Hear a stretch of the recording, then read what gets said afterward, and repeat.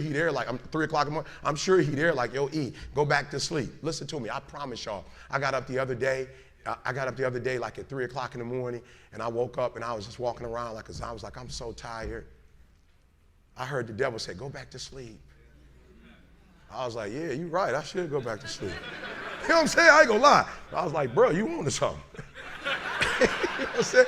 He's like, why you getting up this early? You already number one in the world. You already number one in the world, E. You already doing what you're supposed to be doing. Like, E, you've been grinding. Just go ahead, it's 3. And my body said, yo, E, what would you go back to sleep for?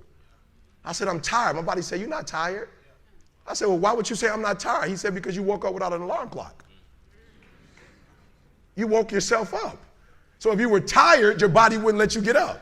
If you were tired, your body would make you sleep to 6. You got up, it's 3. No, what you don't want to do is the grind, but you're up.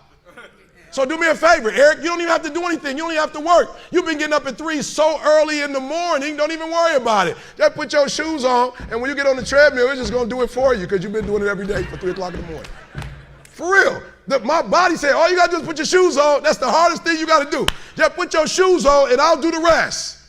I can't put your shoes on for you, but put your shoes on, and then just go. And I just went. And I was walking I do the 11 incline, boy, and I was just walking for an hour, and I was just like, you know what, it's almost an hour. I don't feel like running. And my body was like, don't even worry about it. We'll get to that when we get to it. I did my hour, was about to get off. My body was like, you know we run now. I said, what? We run now. Let's go. You ain't tired? I said, I am tired. No, you're not. You just walked for an hour. You're not tired, Eric. Your brain is telling you some dumb stuff. If you were tired, you wouldn't have been able to walk for an hour. Okay, so let's do this. Just run for 2 minutes. I'm trying to help somebody right now go to a whole other level. The Bible says the reason why you go back to sleep is because you've always gone back to sleep. It's like a default. You go back to sleep because all you got to do is stop going to sleep, and then you're going to stop going to sleep. All you got to do is stop fussing and cussing, and you're going to stop fussing and cussing. All you got to do is stop spending all the money you got and start saving it. Listen to me. I became number one in the world. I became a millionaire not because I made more money. I became a millionaire because they told me millionaires only live off of 30% of their income. I want to make it plain for you. I became a millionaire because I did what millionaires did. I stopped living off 100%.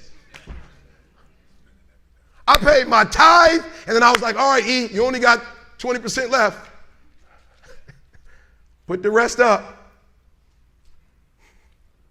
So the first thing I did, listen to me, the very first thing I did to become rich, somebody said, E, to be rich, put 6 months of your earning to the side. So I was like, all right, bet. That's what the rich told me to do. So I put 6 months to the side. How long did it take? I don't remember, but I put it to the side. Then somebody was like, yo, E, you need to put 100,000 to the side. I was like, all right, 100,000. DD, we're going to put 100,000 to the side. Then somebody was like, yo, you need to get your credit score up to 800. I was like, all right, then get my credit score up to 800. And then somebody said, E.T., if you want to be Tony Robbins, there's no way you'll be able to be like those dudes when you don't have the language they have. You need to go get your master's and a PhD from a white institution. I said, what? I went to Oakwood. I went to HBCU. He was like, yeah, but you didn't learn the language of Zig Ziglar at Oakwood. So Oakwood is a phenomenal place. Oh, y'all not hearing what I'm saying. I just said something and you missed it. Now you need to go to Michigan State University. CJ, you see my master's degree anywhere? What about my PhD? Not in the office? Not at church? You ain't seen it in my house? I didn't go to Michigan State to get a PhD. I went to Michigan State to learn the majority language. You can't speak in corporate when you say ambulance. It doesn't make my community inferior, but I can't. So I went to every single class, and when the teachers was talking, they thought I was just doing homework. I wasn't. I was listening to how they conjugate verbs. I was listening to how they tell stories. I was like, ooh. I peeped it out, y'all. They way more linear.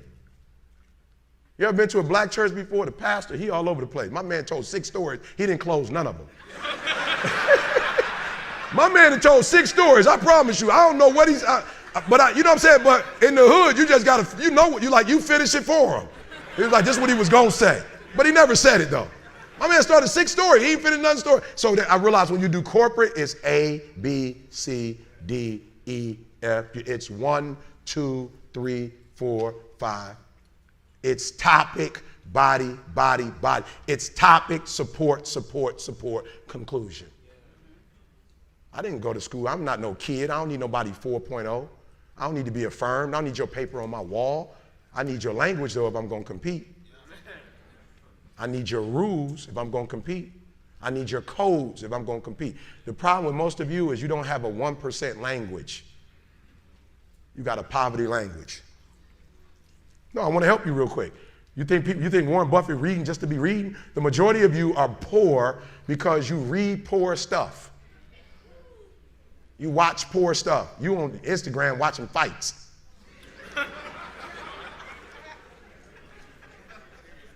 For real, you just scrolling through like you ain't got a life. For real, some of y'all on Instagram, you on there for 30 minutes. If I ask you what you saw, you don't even know. You just scrolling through. That's a poverty mindset. Rich people don't waste time. They realize it's their most important commodity. They don't watch a lot of TV. They don't do a lot of entertainment. If they're not working, they're studying their craft and getting better at their craft. Oh, okay, I'm sorry. Okay, let me say it one more time. There was a language that I needed to learn. Does it mean I need to abandon the language that I learned? Absolutely not. Does it mean I need to put on a shirt and tie? Listen to me. When I do corporate, I promise you, I look like this. I probably don't look this good. Sometimes I got on shorts and a t-shirt. In corporate, why? Because I don't need to necessarily conform. They're not asking me to come to dress up. But I'm so good at what I do, they don't even require a suit. Are you hearing what I'm saying? Some of us don't want to wear a suit, but you're not on that level though. Or you want to wear a suit and act as if your suit is going to compensate for what you are inferior at. Your suit don't make your language sweet. For real, some of you wear suits because you think like you're going to impress somebody with a suit, and you might get in the door, but sooner or later they're going to find out who you are.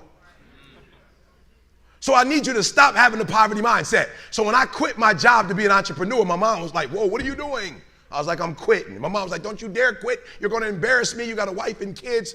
Does YouTube have insurance? Does YouTube have a 401k? And I was like, yo, Mom, I ain't trying to be funny and I ain't trying to be disrespectful. I love you, but you can't teach me how to be a millionaire because you're not one. You come from the working class, and I'm not mad at you, Ma. We wouldn't be where we are without you, but you told me that every generation is supposed to get better. So I'll take your values, but I won't take your work ethic. Because rich people don't work, they think. The working class will never get rich. It wasn't designed. Oh, okay. Listen to me. This country became a wealthy country because they had employees they didn't have to pay. That's not like a rocket science.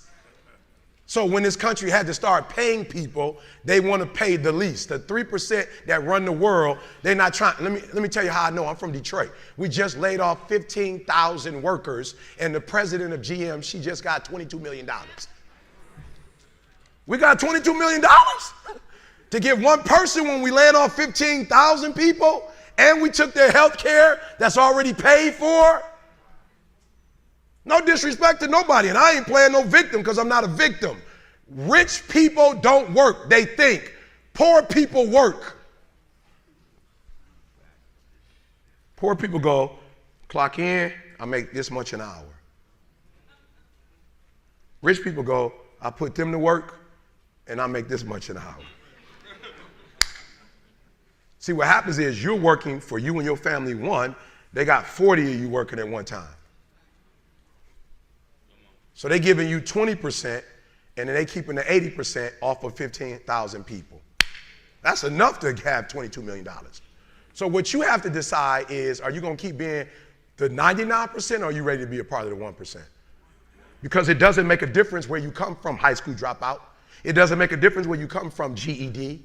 It doesn't make a difference where you come from sleeping in abandoned buildings. It doesn't make a difference where you come from, a 17-year-old mom that got pregnant. It doesn't make a difference where you come from, south side of Chicago. It doesn't make a difference where you come from, pretty much raised in Detroit. It doesn't make a difference where you come from, took 12 years to get a 4-year degree. It doesn't make a difference. Well, you know what makes a difference? What makes a difference is when you become a 99% or a 1%. And when I start thinking like, acting like, and behaving like a 1%er, everything changed. What do beasts do? I don't want to just look like a beast. I don't want to talk like a beast. I want to have beast paraphernalia. I want to be a beast. I want to be in beast mode. I want to do what beasts do. And so I told him yesterday was the weirdest thing. I was reading the story about the lion and gazelle, just like you. I was reading the study. I was reading and I was studying. I would read it over again. I would study. I was examining. I would pull back and I would digest the story. I'm going over the story over and over and over and over. And I'm looking for that thing. I'm looking what makes a lion a lion. I'm looking because if I can find out what makes a lion, I can help you turn that switch on. Because we all have it. That switch is in all of us. It's in a high school dropout. That switch is in someone who was homeless and ate out of trash. That switch exists in all of us. And I knew if I could turn the switch on, and if I could teach you how to turn that switch on. And so I'm reading the story and I'm asking myself, okay, Eric, what are the similarities? And the similarities are every single day in Africa. Woo, I love it. Every single day in Africa, I love it. It doesn't make a difference. It doesn't make a difference if you're a lion or a gazelle. When the sun comes up, I love it. If you're a gazelle, you wake up with this notion that I must outrun the lion if I'm going to survive. Listen to me. I don't know what your business is. I don't know what you're trying to do personally, but there's something you're going to have to outrun. Every single day when you wake up, something you're gonna have to run. For some of you, it's alcohol. For some of you, it's other substances. For some of you, it's depression. For some of you, it's your past. For some of you, it's procrastination. For some of you, your inability to stick with something, to start and finish. For some of you, you can't execute. I don't know what it is, but every single day, like that gazelle, you're gonna wake up and boom, you're gonna have to run from something. There's something you're gonna have to get away from to survive. And that's all the gazelle is doing. He's running from the lion because he's trying to survive. But what's weird is that even though the lion is considered to be one of the most ferocious animals, one of the most dangerous animals, one of the kings of the kingdom, that when the sun comes up in Africa, that the lion has to do something too. Even though he's great, the gazelle's not going to come and just let him eat him up. He's going to have to chase that gazelle down. He's going to have to kill that gazelle. And so when I read it, that's the similarity. That if it doesn't make a difference if you're a gazelle, it doesn't make a difference if you're a lion. If you're at the top of the game, you still got to work. If you're at the top of your game, you still have to grow. If you're at the top of your game, what I know about you, if you're at the top of your game, there's still room for improvement. You can still get bigger. You can still get better. You can still be bolder. If you are still alive, there's still room for growth. There's still room to grow and be better. And so it says it doesn't make a difference in the safari. In Africa, it does not make a difference when the sun comes up. Boom! You better get to running. And so I studied. I said, what's the difference? What's the difference? And I noticed that the gazelle is running. And I asked myself, what's the difference? And I got it. The gazelle is running. The gazelle is afraid. The gazelle understands that if it does not stop running, or if it stopped running, it's gonna die. But I watched it long enough and I saw the gazelle stop and I said, ooh, I get it. It's not being chased. It's not being pushed. It's not being prodded. Some of us in this room, if we don't have a reward, you're not self-motivated, you're not self-regulated, you don't have that thing inside of you that pushes you, that alarm clock still has to get you up. Why? Because your passion is not waking you up. Your passion's not getting you up. And so I saw it, I said, ooh, the lion does not need to be pushed. The lion does not need anything external. That thing that it needs is inside. And so every single day, the lion wakes up and he runs and chases the gazelle. Why? Because he realizes that if he is to survive, if his kids are to survive, he must eat. And so you gotta do me a huge favor. You gotta get to the point where you don't need a car anymore. You don't need a house anymore. You don't need to be pushed by anybody anymore. Your dreams, your wife's gonna push you. Your spouse is gonna push you. Your child is gonna push you. The need to get better is going to push you. Because you're closer than you're ever going to be, it's gonna push you. You don't need anything to push you.